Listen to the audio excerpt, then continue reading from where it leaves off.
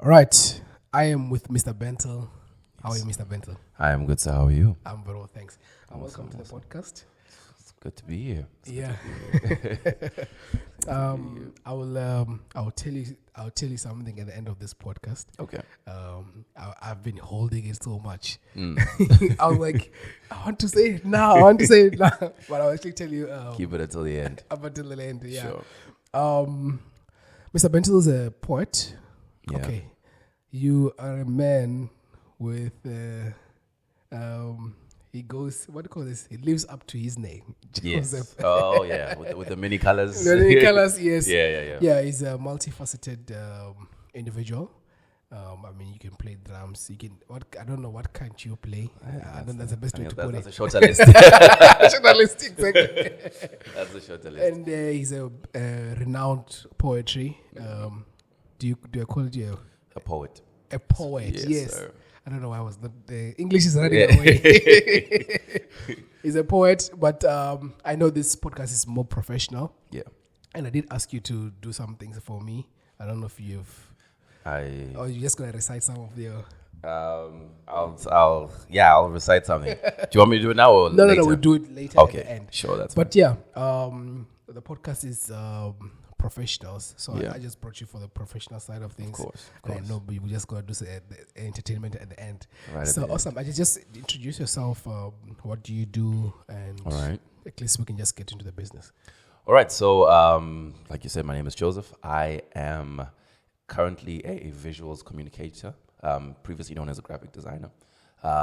So currently I work at a company called Design Infestation. And what we do there that's different from other design agencies is that we focus on brand strategy. So that's currently what I'm busy with on the work side of things. Awesome. I mean, you said visuals designer, right? Visual communicator. Visual communicator. Yes, sir. And previously known as Graphic design. graphics design. Yes. I mean, at your time when you were in varsity, was it graphics design like a thing, or it was something which? It was at that time. It was not as serious. I think it lost its seriousness long before I came Sure. into the picture. Sure. But it is quite a big field that influences a lot of the things that we consume. Yeah. Yes, just that I think students who go into it think I'm going to get to draw, I'm going to get to paint. So they don't go into it with that mind that this is actually quite a big deal. So I think at that time it was just me and like a couple of friends that saw it for what it really was. And our approach was completely different from everybody else's. Okay, and then where did the love for visuals communicator start? Where did it come from? So I started, I was a creative from a young age, man. Like you're saying, with the music, Sure. the instruments. I used to draw, I used to paint, I used to break pieces of glass and make some design, Art. some art. Yeah, so Sure. I'd always had this art thing in me. So when I was done with high school and I wanted to go into varsity, I wanted to do something artistic. So I started off with architecture. They had some drawings, but it wasn't artistic. It wasn't really for me. You're like, I And was not then- ready for, I know I was not for ready all for the straight lines. There's too many maths here. This is not, I'm an art student. Let's be serious. Sure. So I left that and then I went to graphic design. And I think for me, I got to really think about why I wanted graphic design. Okay. Because after coming from architecture, it was something I convinced myself that I wanted. So after coming from it, I was like, let's be real with yourself for a second. And then I heard a quote. I don't know who says. I think it's Adolf Hitler. Okay. Who said that if you give me the music of a certain generation, I can control that generation. Something like that. Yes, Something along I think those lines. I know that. Yes. Yeah. Yes, So yes. when I heard that, I just thought about it as well to say, if you can give me the sight, the visuals of any generation, I can control the generation. Nice. So then I started to see graphic design as an influential tool. Yes. So that's where it really became a thing that I was passionate about. And then the since you've talked about architecture, Yeah. how was it like in architect? What is it that made you realize that? I know you just touched a little bit on there was maths and all these things. Yeah, So yeah. just delve in a little bit on it. Like, what made you say that I don't know, this is not my thing? This is not for me. And then you now choose to go to graphic design. So I think what it was for me at the time, like when I think back to it, was how my mind works. Okay, sure. So my mind works in a very visual way. So Okay. when they say draw, for example, a wall, in my head I'm like, there's a paint layer, right? And then after the paint layer, there's the bricks layer. Yeah. And then so I'm seeing, and then the bricks layer will also have the what's the cement. Cement in So between, I'm, yes. which is not Yes. how it's supposed to be. There's a way to do it. So Sure. that for me, I think made it a bit difficult for me to grasp the whole idea of it. Yeah. So thinking back on it now, if I had understood how my mind worked, I would have sought for more help. Yeah. So I just was like, hey man, this thing's not working for me. Sure. And then I left. But if I understood, okay, this is just how my mind functions, which means I might just need an extra hand here in understanding this or an extra hand in understanding that, then I could have pursued it. But when I left, I don't have regrets, to be honest. I don't regret leaving it.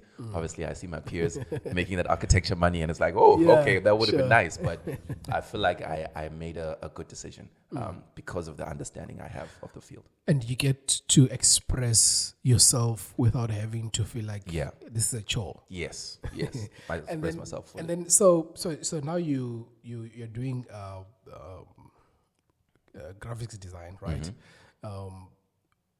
Choosing a place to go study, was that a difficult thing or was it just straightforward? For me, it was a bit straightforward because I was already in the university system, so I didn't think. I mean, gonna when go you're anywhere else. choosing when you choose architect. Okay, was okay. was it that difficult or? It wasn't. To be honest, I didn't really struggle. I had the benefit of having a friend who was studying Okay. where I wanted to go study. I was like, okay, cool. I know someone. That's how it started for me. Sure. It wasn't really the school. It was more, okay, I know someone there. Yeah. And okay, this is where he's studying. Yeah. Let's see if this has what I want to study.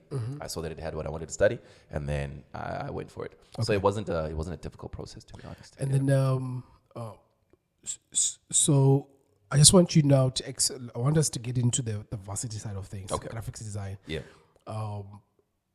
Did you get like shocked when you got into graphic design, or was it something since like you said that you're a visual or you're an artist beforehand, but when you got there, was there something where you realized that I didn't know that we're gonna be doing this aspect of graphics designing?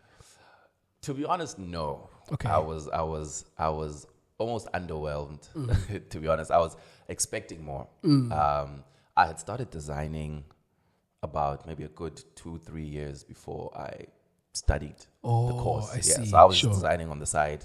I used to design with PowerPoint back in the day. Oh, I used to make posters okay. and flyers and Sure, business cards sure, and signboards on PowerPoint and all that stuff. So when I went to varsity, I was expecting something more. And I quickly realized that I wasn't going to get it from the lecturers. Okay. The first day that I got into graphic design, the lecturer told us, I would never let my child study this course. Are you serious? That's what, on the first day, he was addressing us, and he was like, I would never let my child study this course. And So how did that make you feel? I was shocked, man, because I was like, whoa, wait, what's happening here? So if this guy is saying that it's not something that he would let his kid do, part of me wanted to say, but why am I here? But because I had already made up my mind and already thought through the reason for this direction, Sure. it sat for a bit, and then it just brushed off. Sure. But what I noticed was it affected a lot of other people, especially people who I didn't see. have an end goal when they started. And they didn't have a why. They didn't have a why. Yes, Exactly. sure. So that really shook them. Man, you saw the attitudes of people changing. Like when we go to do a project, people are watching, what's this, Naruto and Anime. anime, you know? That's what's happening when the Sure. project is meant to be done, and people Sure. are downloading stuff from the internet and handing it in as is, you know? Yeah. So that was the thing for me, just to go back to your question. I Sure. was not really blown away by anything. I think the only thing that blew me away was a MacBook. Okay. Because I'd never used one before. Sure. So that was the one thing that I was like, oh, okay, We this get is to use the interesting. best. Yeah. This is interesting. But projects, the things we had to do, it wasn't really like, oh, I didn't see that coming. Where I got blown away, if I'm just fast forward a little bit, was when I did my in-serve. Okay. Now, when I did my in-serve, I was like, there's this thing called brand strategy. Okay. For me, I was like, oh, I felt like that was it. You know, the path of influence. Yes. You know what I'm saying? Yes, sure. Because I'm sure. like, you can design a poster and a logo. Yeah. You know? But when I went for my in-service at this company that I'm working at right now, and I saw this thing, this machine called brand strategy. Sure. How a company would come to these guys and they would just do 1, 2, 3. The company's numbers are now through the roof. I'm like, whoa, okay. Sure. There's this element, you know? Yeah. And I got to ask people, so what did you study? Someone's, oh, no, graphic design. I'm like, oh, what did you study? No, I did graphic design. So I'm like, okay, cool.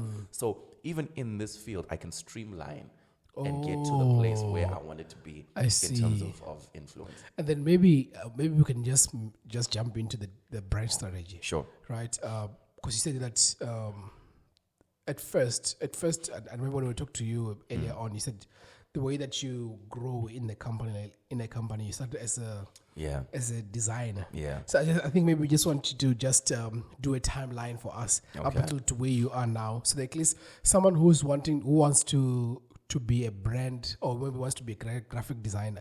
I'm sure it's very broad. Yes, right? it is. There's Yes. so much So you can get into. we can just get into the other ones later. But I Okay. think maybe right now they just focus on your career path in terms of how you started and to a point where you are now. Sure. Okay, so I started, like I said, InSurf. When I went to InSurf, I met an amazing lady called Sam. Okay. So Sam was like, man, there's something about this guy. I don't know what she saw, but she was like, no, there's something about this guy. Yeah. Like actually for some time after I had finished my InSurf, she kept like contacting me like, yo, man, you need to meet the boss, you know, because like she would follow up on me to say, yo, man, come through and meet the boss. Sure. So I eventually met the boss.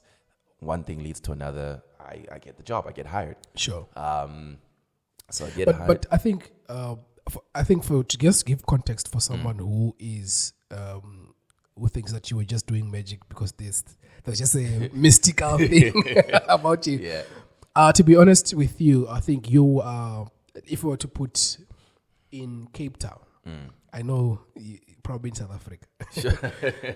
Joseph is the best designer. Oh wow. That I know in Cape Town. Yeah.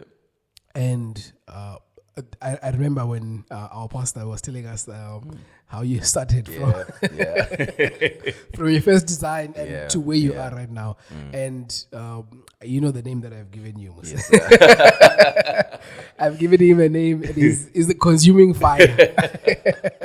The moment he touches something, the moment you give him a project or something, literally, you just make it. You just make it happen. Like, I think we will touch on that as well in terms of working with clients and all those shenanigans. Sure, right? sure. But I just wanted to give someone who's listening to this, like, you are very good at designing and your work.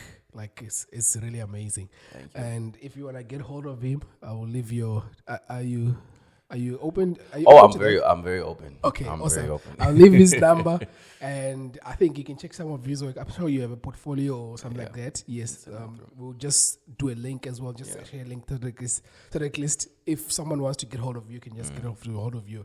Awesome. And I think everything will be taken after that. Definitely. With that said, you can continue. Thank you. Also, just to give a background on that. Okay. The funny thing, when I was studying architecture, Sure. I would come from campus at like 4 o'clock. Okay. 4 or 5. I eat, and maybe around from 6 until 4 a.m. in the morning, I'm learning Photoshop. Really? Yeah, because I knew about Photoshop when I was exiting high school. My arts teacher was like, yo, there's this thing called Photoshop. Sure. So it's always been in the back of my mind. So when I finally got into varsity and access to free Wi-Fi, yes, I was like, okay, let's try this thing. Man, I would spend like Your 4 day. a.m. Yes. I sleep. I wake up at 8, go to class. I come back 6. I push until 4 Sure, a.m. sure, So that's sure. just to show that, okay, like you're saying, it wasn't really a magic thing. Yes. Work, like everything. You work worked on had you to worked put on the in. craft. Work had to be put in. And to be honest with you, there's I wouldn't want to call myself a designer, but I'm glad I learned the skill of using Photoshop because for a creator, quote unquote, that's like a basics. Like you have to know how to do a simple logo. Yeah. Literally, I did for Stega podcast, and I've done many things. Yeah. I had to do it myself, right? And I mean, it takes away. You see, sometimes when you're doing something, you want to do you have a big idea, and you think of, hey, I need to do a logo, and now you think of the money. You don't even have the capital to actually do it. Yeah.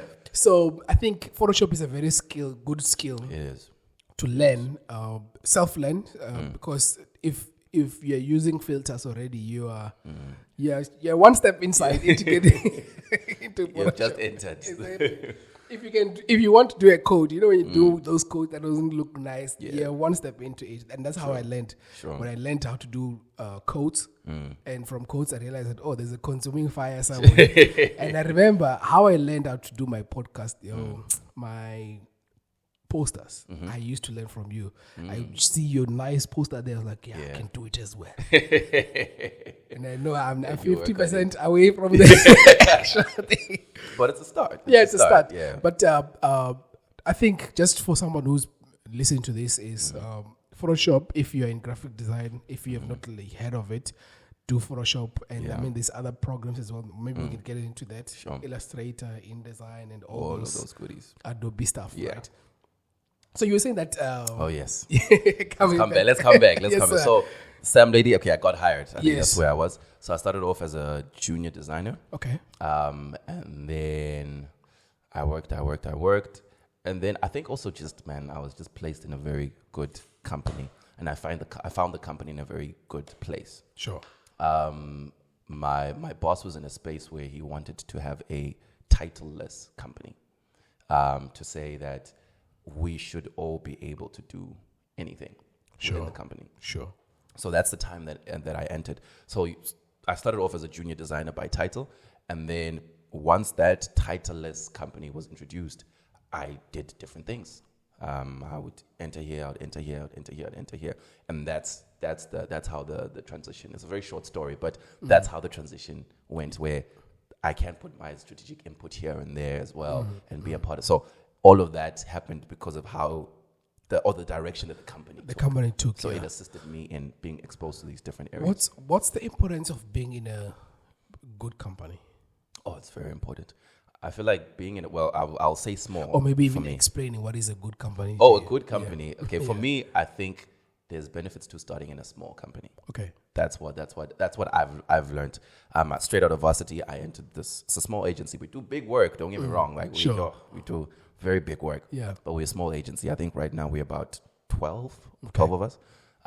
So what that did, at least for me, was it gave me an opportunity to grow without pressure. Okay. Yes, it was a well-oiled machine, but there was room to say, okay, this is how we're going to do it. Okay, this is how we're going to do it. As opposed to from what I heard from people who have been in bigger agencies, where it's a go get us coffee for the first couple of months, and then you start engaging into that. Sure. It's a bit harder to break through. Sure. Where I am right now, there's no time for a coffee, man, because we need all hands on deck. Yes. You know what I'm saying? So you need to now. It's a big project. It's a big project. And you need to deliver. You see what I'm saying? Sure. So you need to now be at our level. There's something my boss said to me, man, that I'll never forget. Sure. When I was new. I think when I came when he called me, when I eventually met with him, because the lady was saying sure. me, when I eventually met with him, he was saying that as this design agency, we're not focusing on good designs. We are a design agency. We should have good designs. The same way when you go to a hospital, you should find medicine. It's like that. It's. I was like, well, okay, this changes the game a little bit. Yes. So that's when he introduced the whole brand strategy idea to me. He was like, so we need to be something other than just good designers. Yes. And that's where the brand strategy came in. Sure. And with that understanding, it helped me understand that, okay, we need to then be at a level of good design to a point where we don't need to worry about it. Yeah. So that pushed me as well to be like, okay, let me improve. Let me do more. Let me get better. I just thought about something nice here. Yeah. I don't know if maybe you'll be able to do this for me. Go for it. Our brand strategy, right? If you were to explain brand strategy using Stege podcast. Okay. I See what you did there? I see what you're doing. How would you, in a sense, if you were to explain what is brand strategy, but let's say maybe your project is take this brand Stege podcast into, I don't know how it works. Sure. Is it numbers in terms of money, or is it So numbers in terms of followership? It depends on the client. So some clients will say, I need more followers on social media. Okay. Some will say, I need to make more money. Some will say, I need to be known in this area. It's different. I think things. for me, it will be reach. I want more reach. Okay. To be able to reach more people so that at least they can see the information. Yeah. And they get to know the Steke podcast. Because the reason why I am doing the podcast is to at least help someone who is the target is starting from high school. Because, I mean, primary school, you already have an idea of what you want to do. Yeah. But high school, that's where you have to make a decision because when they tell you in grade 9, you need to choose which direction, and they give you 2 streams, economics or science. Or science, that's it. And someone who is listening to this podcast must be able to know, okay, I've listened to this podcast. I listened to a graphic designer. I said that, hey, this is what I'm going to be doing. I work with big brands, brand strategy, right? Yeah. So I feel like I'm talking too much on this podcast. It's good. It means you're comfortable. Anyways, but I think you understand what I mean, right? No, I hear what you're saying. Yes. I hear what you're saying. I think where we would start is just to understand what branding is. Branding is creating a perception in someone's mind. Okay. Branding, most people have made branding to be about your logo, your whatever, your business card. That's not branding. Your slogan. That's part of it, but that's not branding. Okay. Branding is basically you putting a perception in someone else's mind. Branding is more emotional than anything else. It's how people feel about your brand. Oh. Right? Okay. So what we do as brand strategists is, number one, we either create the feeling you want your clients to feel, or we take the existing feeling that you have and we spread it around. That's what we do. And then we do that using different methods. We'll ask things like, okay, your target audience, you said, okay, it's high school students. High school, university. High school, sure. Professionals. So we'll take those stats, and then we will then say, okay, what are we trying to achieve? We want to achieve reach. Right. Yeah. Okay. So we want to reach these guys. What's important to these guys? I don't know. Music, TikTok, piano, all those kind of things. So we find that kind of information about your target audience, and then we find a way to almost influence, for lack of a better word, them into preferring you. That's literally what it does. So we give you something to stand for. We then say, Stege Podcast is all about shaping futures of young people. That's bigger than and better than I want someone to just hear so that it's saying the same thing though. Yes. It's saying the same thing, but what it does is it gives you something to stand for. Once you have something to stand for, you can then attract those who stand for the same thing. Sure. It's literally that. So now we're pushing that out. And then we can now say, enter social media because that's where most of your people are. Yeah. Then we ask the next question. Where are most high school students? Are they on Instagram, Facebook, Tinder? Because the mistake people make is they put themselves everywhere. Oh, yeah. I see. I'm on TikTok. I'm here. No, but where's your audience? So, for example, if you were reaching ladies are more on Instagram than Facebook. Yeah. Yeah. So you leave Facebook alone. You focus just on Instagram because that's the people that you're trying to reach. So you answer those questions. The next question you ask is, where do you find them? You find them in malls. You find them in clubs. You find them. So you ask yourself those questions, and then you ask, okay, how then can I infiltrate these areas with this perspective that I want to give? Sure. Yeah. Then you sit on, okay, cool. We're going to have a pop-up shop at this club where we're going to give free shots to anyone who, I don't know, comes in, whatever. Because we're trying to attract these guys. Sure. So the moment they now come to your table where you're giving free shots, oh yeah, cool. You're either talking about Stege or the podcast is happening where the shots are happening. You then find where they are, infiltrate them. And then once you do that, then you realize organically, because the aim most of the time is to get user-generated content. Okay. You influence people to a point where they market you. Oh, I see. Yes. I see. Where me as a Manchester United guy, Yes. I'm always Exactly. posting. Okay. Yes. So that's the plan. That's the plan. That's what we're trying to do. So then we do everything. We play our cards right, and then you're like, oh, okay, cool. Now someone is like, hey, man, have you Stegate? That could mean have you listened to a podcast? But like Colgate.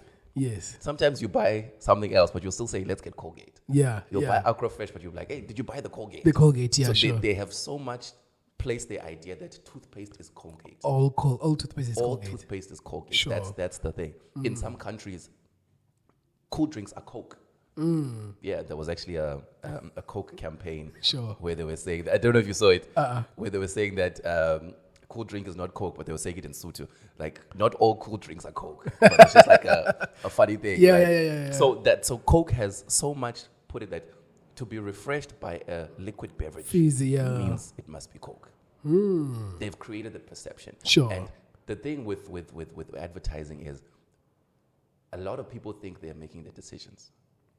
Okay. We decide the decision you will make. That's where you said that quote that you said in the earlier Yes. Nice. Literally, nice. we decide what you will make. When we start a project, we sit and Sure. we're like, okay, who do we want to reach? Let's say we want to reach you. Yeah. We're like, okay, we want a tall black male who's recently married, wears t-shirts and jeans. We create you, and then we give you what we want you to have. It's a very So it's wild. wild, but I love it. It's a beautiful wildness. Yes. Yeah. Definitely. It's Yeah. a beautiful wildness because it works. I think the way that we just went through with that in terms Yeah. of just explaining Sure. what it is, that was so nice because even for me who's doing this, it gives me an idea. Okay, this is where to. direction. This is how I should go about it, right? How do you now? You're working for a company, right? Yes. Are you at a point where you can actually do this for yourself, or is it's too complicated to actually start it for yourself in a sense? I don't think it's complicated to start it for myself. Yeah. I think what I want or what I want to get is the papers for it. You know, okay. As much as you're able to. A lot of people sometimes look for credibility. So that's the current game. I don't say, okay, I see, cool. yes. Because I mean, I know this off my head. Like it's just I've understood it. You've done it, yes. You get what I'm saying? I've understood it. But to start for myself, I feel okay. Let me just get one or two qualifications that I can at least say, oh no, yeah, actually this is what we're looking at. At least to start off with, because I know as time goes, people care less and less about that, and they care more about the results. The results, yeah. True. But to start off, credibility is a big thing for most people. Yeah. And then is it something where you because I think we did talk about you're a man who wears many jackets. Yes. And yes. it's a many jacket. Your jacket is many colors. Coat jacket is many colors. Right? Yeah. You wear many hats. That's the one. That's the one That's the you're correct looking for. English phrase. That's the one. Right? There's something that I said I want to come back to, but I'll come back to it. So maybe let's just exhaust the part of doing work for yourself. How much experience do you feel like, besides the studying, how much experience do you feel like you need to actually start your own thing? And I'm asking very carefully because most of the time when we are studying now, we are in the buzzword is start your own business. Yeah, right. that's So I'm very careful. That's why I'm saying that. I'm very careful to say that start your own business, but people don't appreciate people who say that I'll be the person who runs with the vision of other person, right? Yeah. Yes, it's a bit limited, but you can work so well and so hard that you become part of the company in a sense. You understand what I mean? Yeah. So I just wanted to know, in terms of the experience, what experience do you need to be able to get to a point where you are self-made? You can start your own business. It's a very good question. I think it depends on how quick you learn things. Yeah, I think because there can be someone who can do it in 2 years because they're able to pick up and learn it quickly. Sure. and someone who can take 5 because it's so. I think that's what it will depend on. Okay, how quickly can I grasp this? I think maybe let me put it in your context. Oh, me Yes, specifically. in your context, yes. Oh no, I feel like I'm at the place where I can. I mean, like besides the papers, like you were saying, I feel like I'm at a place where I can pull it off. And then how long have you been working? I've been working for 3 years. 3 years. Yes, I've been Only working 3? for 3 years. Only 3 years. Yeah. I've been working for only 3 years, but like I said, this design thing has been happening for probably 8-9 years now. Yes. Yeah. Okay. And then I think maybe, I don't know if we have exhausted no, we haven't exhausted it.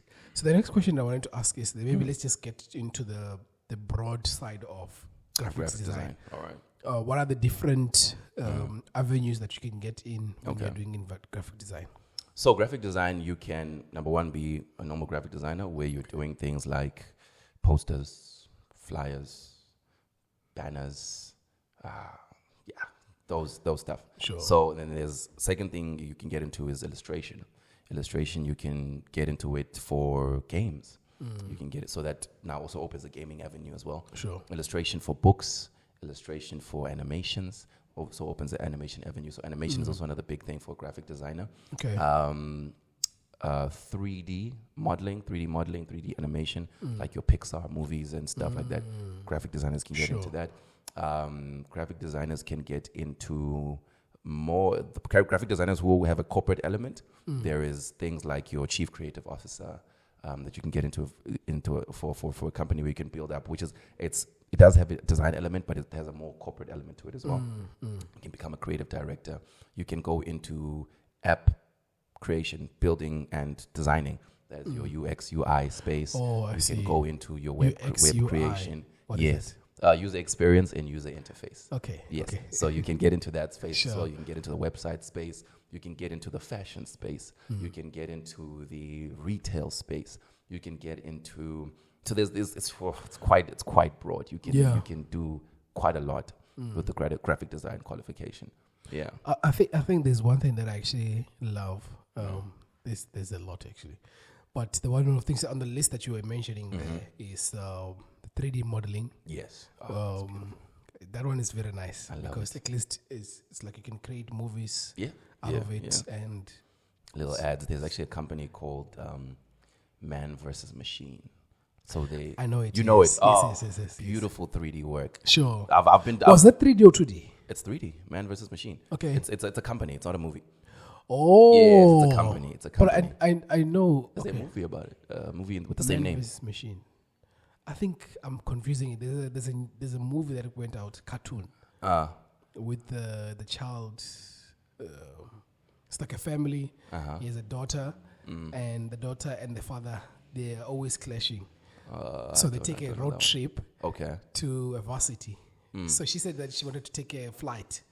So that road trip, they ended up having machines, and those machines were fighting them.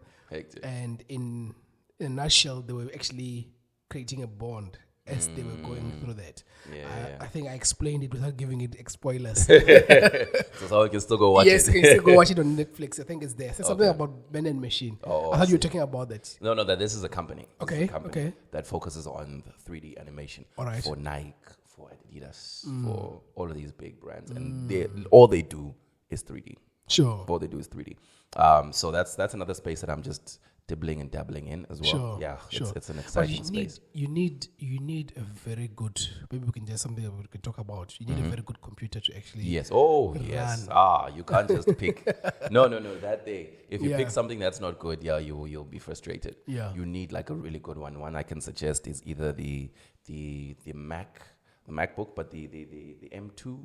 I think it's M2, MacBook Air M2, something like that. So that's a pretty good one. Sure. Your gaming ones, Alien, all of those are the ones that you can use for. Yeah. for And that then you stuff. guys work on laptops. You don't work on PCs. We work on laptops or iMacs. Oh, okay. Yeah, we in the standard for the design field is a MacBook because the resolution, I guess, of the Mac Screen is the closest you'll get to a piece of paper. So if you're designing, especially for print, it's the closest you'll get to what it'll actually look like when you print it. So that's why they suggest that you use those. So you can't Just use a like a fun normal Lenovo. I mean, at home, yeah, as a student, go for it. But if you're getting into the field, I think an iMac or MacBook, those are the ones to go for. Awesome. I think maybe what I want to do now is let's have a break with a poem. And then when we come back again, Okay. we'll just continue. All right. Are you ready? Let me just. Sure. I asked Mr. Bentil to prepare. Guys, for those who are going to be listening to this podcast, to this poem, you have been to, is it, what is that big group? That P4CM. P4CM, yes. Yes. He has done some work with them. And yeah, there's, let me not say too much. You will hate for yourself. Let me just look for the one that I want to see.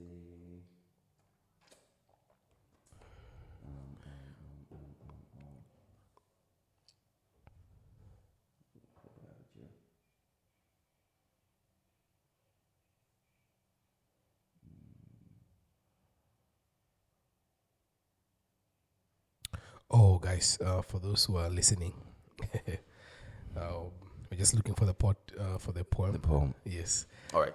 Ready for me? I got it in the spirit of Valentine's Day. So Awesome. Yes. This one is called Growing Up Loving. Right. When I was a child, I talked like a child. I reasoned like a child. And to be honest, I loved like a child. I can still vividly remember the first time I encountered this force that folds itself into this 4-letter word. I was in the 4th grade. You see, and I took the fact that our desks sat back to back as a sign. This was a sign on the dotted line on the contract that love had just handed to me, a sign that me and her were meant to be. I had always dreamt of telling her that roses had never been as red as the roses found in her headband, and violets had never been as blue as the school uniform that she made look so good, and sugar has never been as sweet to the tongue as conversations with you. I was smitten. I mean, I was totally in love.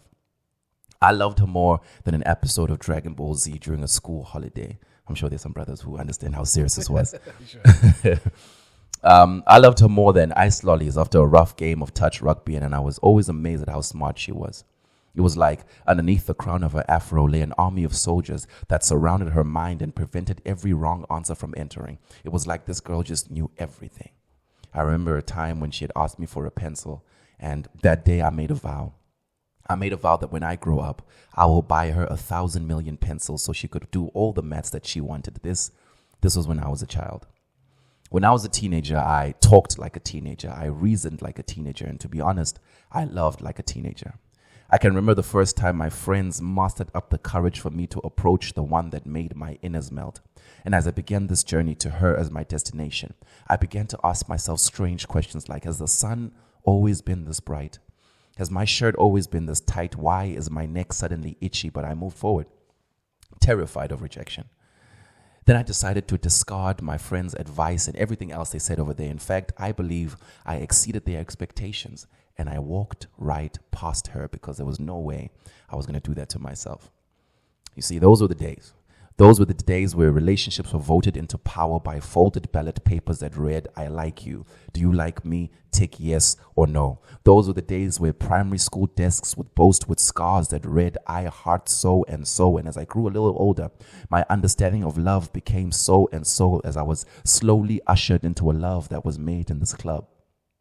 This was a quick fix love, void of excitement and magic. It was in the classrooms of Channel O and Trace that I was taught that if she sees me looking at her, then she already knows I want to love her. You see, my icons and my role models were teaching me that eye contact only when eyes contact. You missed it. I said eye contact only when eyes contact, curve, shape, body, face. This was the kind of love that was meant to look good but not last long, while my peers pressured the heartbeat into the beast that I was becoming, until love became a word, a tool, a mere piece in the game that I was playing. And all this happened when I was a teen. And then I became a man. And then I did my thing. And then beauty met beast, but this was a Walt Disney classic with a twist.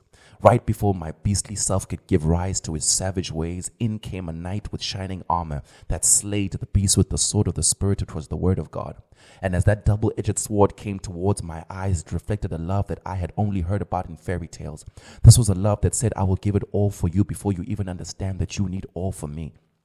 This love was not the same. This love was poured out for me before my infant tongue was even strong enough to mention his name. So he slayed the beast and gave rise to this Prince Charming. And all of this took place when I became a new man. Now I'm learning to talk like a new man. I'm learning to reason like a new man. And with the help of God, I'm learning to love like a new man. Wow. Thank you. Wow. Yes, sir. Wow. You never get tired of this. Yeah. I mean, wow. As you were reciting it, I was like, this is a perfect poem to actually recite. Yeah. Because we are reaching out to young students. And Yeah. And literally speaks into young males and literally that's Every face. everything. Yeah. Thank you so much, Mr. Bentil, It's for a that. pleasure, sir. Wow. For those who are listening to this, and I don't have a Insert here. I'll just but yeah, thank you so much for that, man. Pleasure. When did you write this? When did I write this? I wrote this. When did I write this? A couple of years ago, man. It's been a while. I don't remember the exact date. Were you in varsity or were you in primary? I was in varsity. Oh, okay. I was in So varsity you were already. just reminiscing of. Yeah, I was hosting a poetry event called, what was it called? Something to do with love, though. It was during Valentine's Day. Sure. So because I was hosting, I was like, okay, cool. I needed to say a poem. I mean, the host was not for me to perform per se, but to invite other poets to come perform about love and all these nice things. I see. And I was like, okay, cool. As the host, let me just do a little something. Yeah, sure, So that's when I wrote this down. Oh, that's so nice, man. Yeah. Because when I was thinking, I was like, when did he write this? Did he write it in varsity or did he write it when he was still young? But Varsity. but that speaks to the creativity of your writing, man. Thank you, man. It's so cool. Thank you so much. So when did the poetry bug beat you? hit me. Oh man, that was I can remember the first time when it started. 2013 rather, sorry. Odd moment. I was listening to a guy called Propaganda. Okay. Amazing poet. He was writing about the gospel in 4 minutes. So I bumped into it somewhere. I had one of those slide up phones with the buttons. Oh yeah, So I bumped into it somewhere. And then while I was watching it, I'm like, yo, man, like what he's saying here is amazing. He could have literally just said, for God so loved you, he died. He could have stopped there. Yeah. But how he breaks it down and describes it, I was in awe, man. Sure. So I would listen to that thing like over and over and over and over and over and over and over. And then so I was taking a shower one day, and then I finished listening to it, and it stopped playing. And then the first few words of a poem that I wrote, it came to mind. So I was in the shower, and it was like, Jesus, the power behind that name is indescribable. And I'm like, oh, okay, continue. It's that 4-letter word that shakes hell and starts the whole cycle. You see, demons can't handle it. I turned off the water. I went out. I was like, I need to get a pen and paper because Sure. something is happening here. So that was literally how it started. Sure. Then I just wrote my first poem. Well, then that's where it began. And then the learning how to flow as a poem. Yeah. Did you already have that, or because of you have listened to it too much, you kind of like got an idea of how to? I think for me, it's a gift, to be honest. I love the idea of performing arts. For me, I think performing is the ability to take people on a journey. So that has always been my mind. And I mean, that is what you did just now. Yeah, that's sure. So that's always been on my mind from when I used to dance, from when I was in a band. That was always what's on my mind. Let's take these people on a journey. So when spoken word came through, I didn't need to learn how to perform it, but I knew how I wanted you to feel when I said a particular thing. So that's how I communicated it. Okay. Whether my face would change, or my volume went down, or I paused for a bit.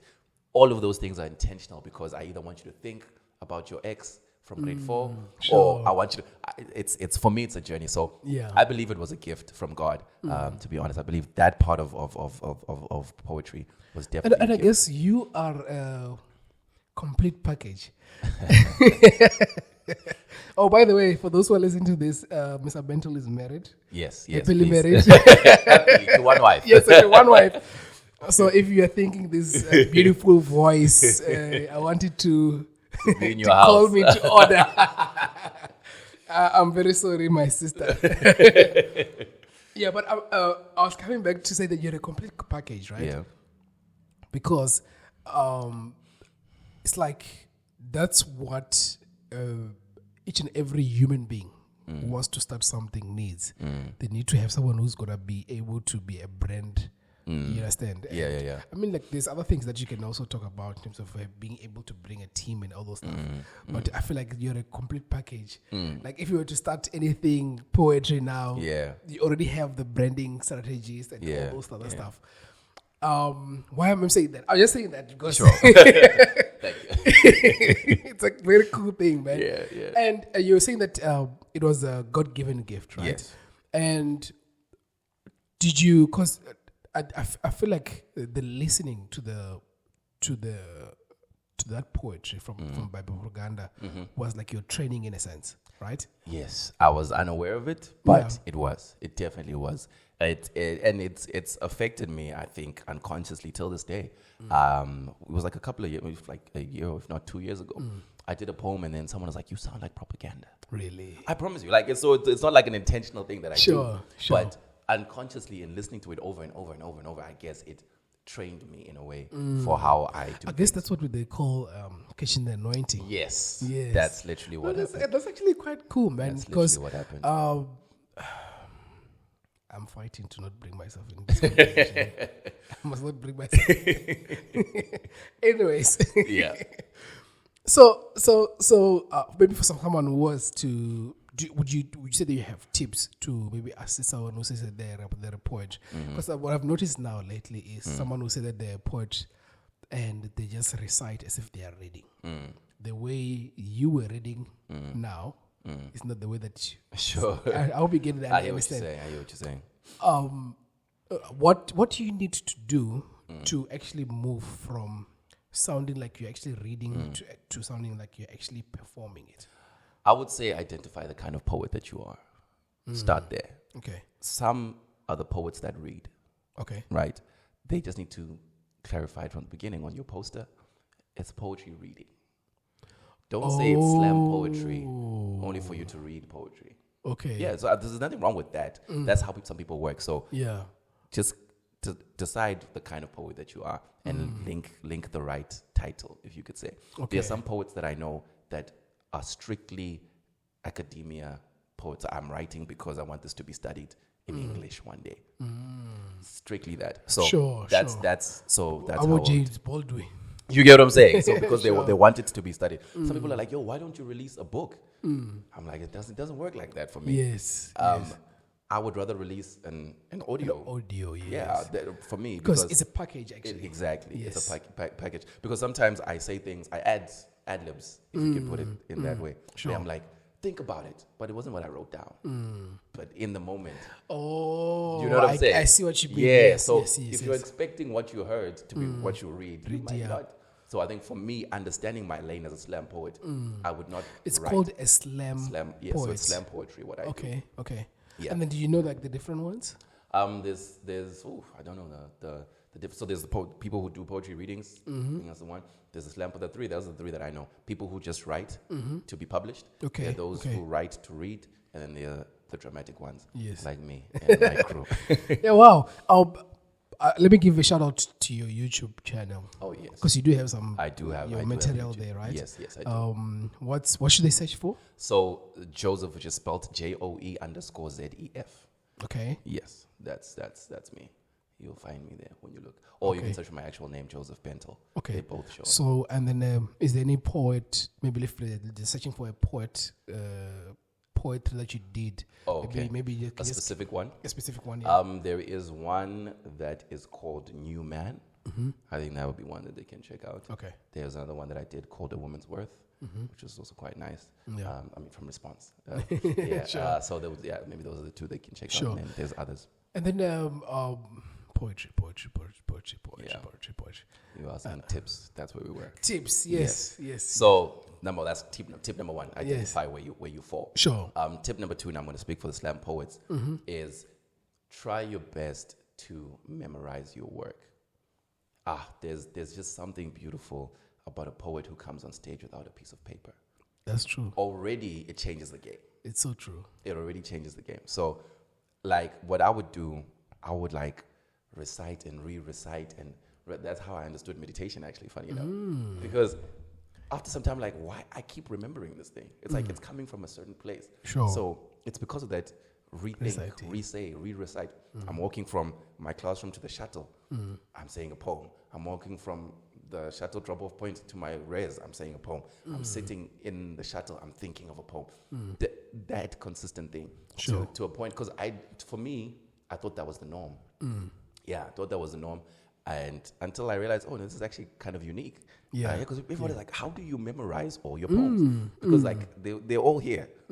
So that's one thing I would say fight to do. Yeah. Fight to do. I actually saw that it was unique when I went the very first time. Okay, but that's not the question. We'll talk about it. Please tell the story. Okay, I'm gonna tell the story. Yes, sir. Okay, let me tell the story. So, the very first time I performed a poem publicly, Sure. I was Were you performing this one? No, it wasn't this one. It was another one, man. I think about abuse or something. Okay. Yeah, because I write about some deep stuff. Sure. So it was about abuse. But the first time I did it, there was a poetry event. Okay. I was the first year. I saw a poster.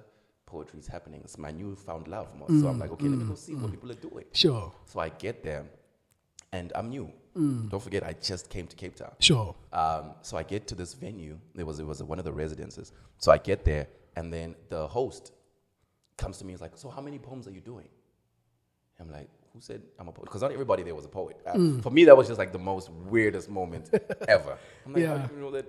And then I was like, in that moment, I could have said, I'm not a poet, or I could say one or two. Sure. So I was like, I'll do one. Yeah. Then I was like, cool. What's your name? I wrote down my name. That was the first time I ever did a poem in front of people. Man, if I tell you, I was surprised. People were silent, like pin drop silent. Sure. Because people had done poems before, and people are chatting, But it was pin drop silent. I'm like, what is happening here? And people are paying attention. Sure. Which, further made me just put a further stamp on that journey thing that I believe in today. That we're taking these people on a journey. So when I was done, I'm thinking I'm finished because I'm the new guy who just gave a spot. Sure. I was like, okay, cool. So we're going to need another one. Oh. Are you serious? Okay, yeah. And now, just to was link... it a competition? No, it wasn't a competition. Okay, People were just having fun. Sure. So now just to link what I was saying to the story, is that because I had memorized my stuff so much, if you wake me up So at it midnight... came at the right time. Yeah. Oh, I see. So I had memorized my stuff so much. Because remember, I didn't prepare. Sure. To tell me. So you were memorizing. Yes. And you were also writing. So that means you were writing... Yeah. Poetry. Yeah, just for fun, because I enjoyed it. Okay. Yeah, no, I wasn't writing to perform. Sure. If to go deeper in my story, maybe we'll go into it. Let's go deeper. In a few years' time, that's what messed me up a little bit. Okay. I began to write to perform. So I got to a point where I lost that love. That love, yes. Yes, I would just write. It became commercial. I became commercial. You know what I'm saying? So that's what got me in a very interesting space, man. It was a very, I don't want to say dark time because my path shines brighter and brighter. Sure. But it was a very interesting, not a great space for me because I wanted to do it so much that because I had done it for performances, if there's no performance, the thing doesn't flow. I had trained myself. Initially, I trained myself to write poetry because I love it. As time went on, I trained myself to write poetry because I'm performing it. Oh, I see. So that messed me up. But anyway, go back. I did a poem second time. Same thing. It was brilliant. People were like, oh, wow, amazing, fantastic. And then that's how my poetry thing blew up in Cape Town. Yeah. Nice. I think maybe I just wanted us to, because I know you're still talking about the tips. Tips, yes. Let's go back to the part where you said that when you were doing it for commercial, right? Yeah. Because I think that's what really throws us away. When you're doing something and you realize that, okay, that's your part of your journey. It's part of evolving. Yeah. What lesson have you learned from that? And then what, I know you touched a little bit on it, but what lesson have you learned from that? The main lesson I learned is to keep writing. Okay. That's the main lesson that I learned. To say, even when I didn't get booked for a gig, I write anyway. Like whoever you are that's listening, don't wait for the next gig or I'm going to be performing. No, just keep writing because it's like a muscle. I've noticed. Yeah, you gym it. You just sure. Yeah, just keep writing. Going into okay, we're not gonna go into writing. Let's finish the tips. Okay, cool. So that's the tips. Okay. Yes. Tip number 2. Tip number 3. People will see you as how do I say this? You're only viewed as confident as you portray yourself. I hope that makes sense. It makes sense. So you might not be feeling it, but they will see what you portray. So that has always worked for me. I cannot imagine the number of times I've gone on stage and I am terrified. Yes. But none of you will know it. I that's what I tell myself. I will shake when I'm done. I see. You know what I'm saying? I will feel the feelings when it's over because I understand that my first, you never get a second chance at a first impression. Okay. The first thing I give off, that becomes the standard. So if I'm doing an event where I'm doing 2 poems and the first poem I mess up, that becomes the standard of Joseph the poet. It becomes my brand. You know what I'm saying? Sure. So that's the perception people have. Like, oh, this guy, he tries, but you know. So I every part of me, I hold myself. Doesn't that make you forget sometimes? No, that's what I'm saying. It comes from a different place, man. It's not coming from the mind. Okay, I see. That's what I've noticed. Yes. It's not coming from the mind. So I can be freaking out mentally, but the thing still flows. The thing still flows. So that's one thing I was like, okay, cool. Or I would say, just be confident as you go on stage. Sure. Make sure that you are super confident and portray that confidence. You freak out. Don't get me wrong. Freak out afterwards or before. But when you step on that stage, you are there to take people on a journey. That's why I don't know if you notice, I do not hold a microphone. Oh, yes. If you think about it, yes, I always put my mic on a stand because I know when I get nervous, my hands shake. So if my hands shake and I notice that you notice my hands shake, everything just goes down the drain. Just goes down, I tell you. So I always request for a stand and I move my hands a lot. Yes, it's part of the thing. But yes. Don't stop shaking. Here we're working. We're not trying to, you know what I'm saying? So you have to portray that confidence. Interesting, yeah. And the fourth thing for me is the storytelling element. That'll be my biggest tip for slam poets. Understand that you're telling a story. I actually like that. I tried doing a poet. Shepherd. Okay. I'm again trying to bring myself into this conversation. In a sense, I think like we let me just speak freely. Flow. Yeah, in a sense, I think like we have done so many things which are similar. Yeah. In a sense, because you played drums, I tried playing drums, and I was just a subpar. Because he's a very good drum player. Yeah. Literally, because in a sense, I think me and you we are similar in a sense. Yeah. That we wear in many hats. Just that with you, what I've noticed is that there's a certain excellence that goes with what you do things, what you do. And the reason why I'm saying that is I wanted to. See, this is why I say I don't want to put myself in this conversation, right? Yeah. But maybe coming back to let's just come back to the writing, right? Okay. Right. Okay. In terms of writing, because the way you write, man, it's so like the storytelling, right? Because some of these things you would say that I'm a writer because maybe you've written 1, 2, 3, but it's very different. Yeah. Right. How did you train to write, or it was something which it was easy for you to mix, bring experiences and information into a pen? I think that was part of the gift, to be honest. I never trained to write. Oh, just another side note with the gift. Sure. Another tip I would give to someone: don't stop at the gift. Right. So yes, the gift flows. It's working, but then go into a writing class. Yeah, you might not. Oh, I see. Yeah. I see. Yeah. Expand on it. So don't just stop with. You must polish that. Polish the gift.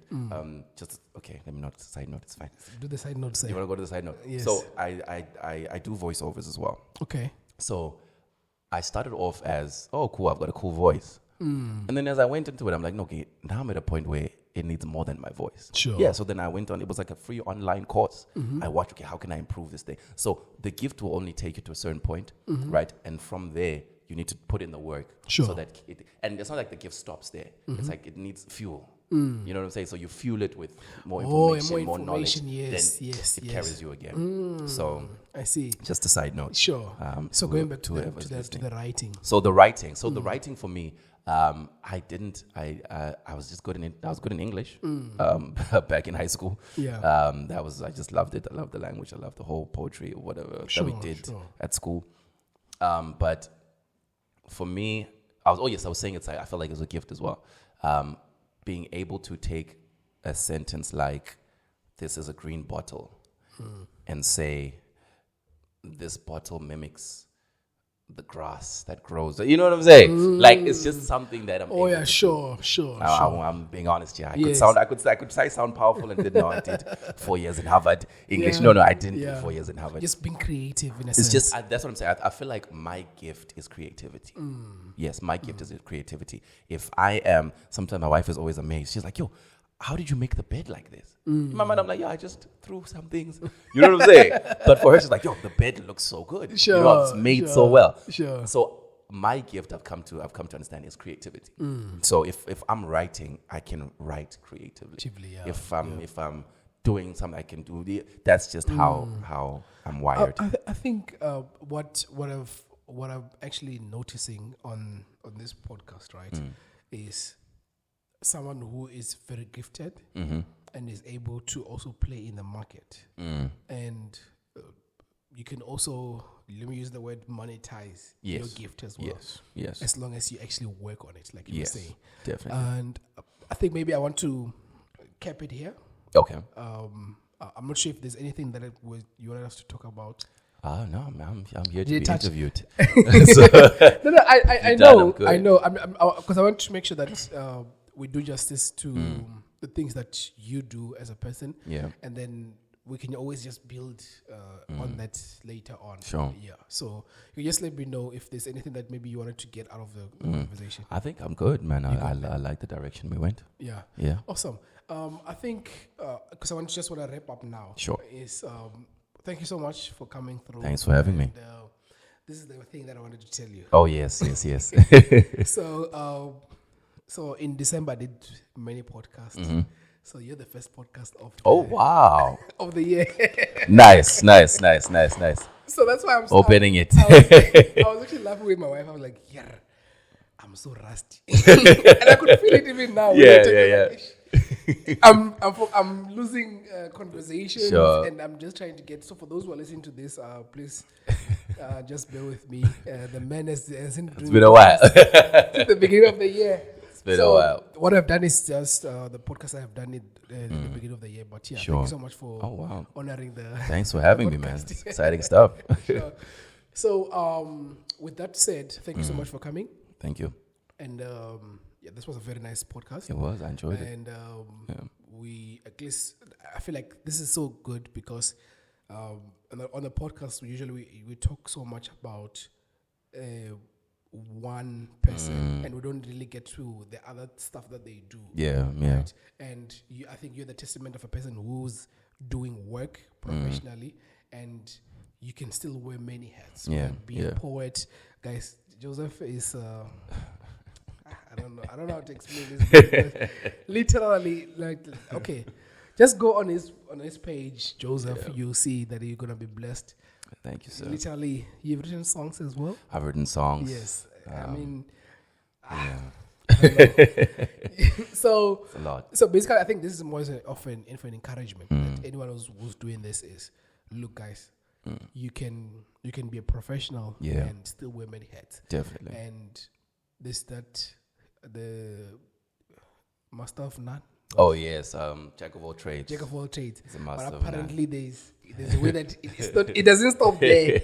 Yeah, multidimensional. Yes, so it doesn't stop there. Yeah. But there's a way that they finish it that I'm not too sure what they actually say. They say that, but but it's better to know better things than not. It continues. Yes. Oh, I didn't know that. So it's that quote doesn't stop there. Oh, so wow. people just They cut it there. They cut it yeah. there. Like, okay, they want to insult you. So like, okay, you know many things. You can't do anything. Understand? But Yeah. and I just can't remember it in full. But for those who are interested, can just go and listen to Check it out. Yeah. But yeah, thank you so much. Cool, man.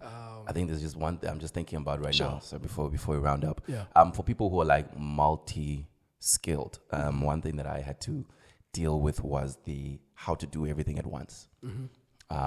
That like, okay, so how do I mean, I've got everything. I mean, Sure, I've got all these, not everything. Hey, I've got all of these things. Yeah. How do I do them all at once? I just want to encourage someone to just say, start somewhere, right? Just start with something, and then if that changes for a season, continue with the next thing that comes up. You know what I'm saying? So what happens sometimes with us multi-skilled people is, okay, I started selling water. Now there's this, I realize I can now make burgers quite well, but I really want to continue selling the water. Yeah. No, sell the burgers. In a few years' time, the burger will become a store that sells a bottle of water. You know what I'm saying? Sure. Don't be discouraged when a new interest comes up. Sure. Because songwriting was not there from the beginning. It came, and sometimes it might even just be a development of a certain gift. Sure. For all we know, the gift is writing. You know what I'm saying? It started off as poetry, but now has developed into something else. And yeah, so I just want to encourage someone, because that's a struggle that I think I did face at some point.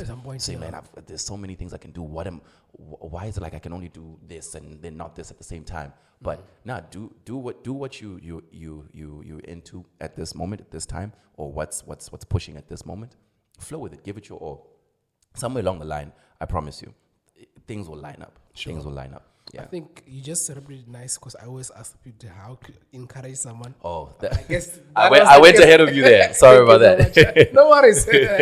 But yeah, let's call it a wrap. Awesome. Thank you so much, Mr. Bentil. Thank you for having me, man. Awesome. Thanks.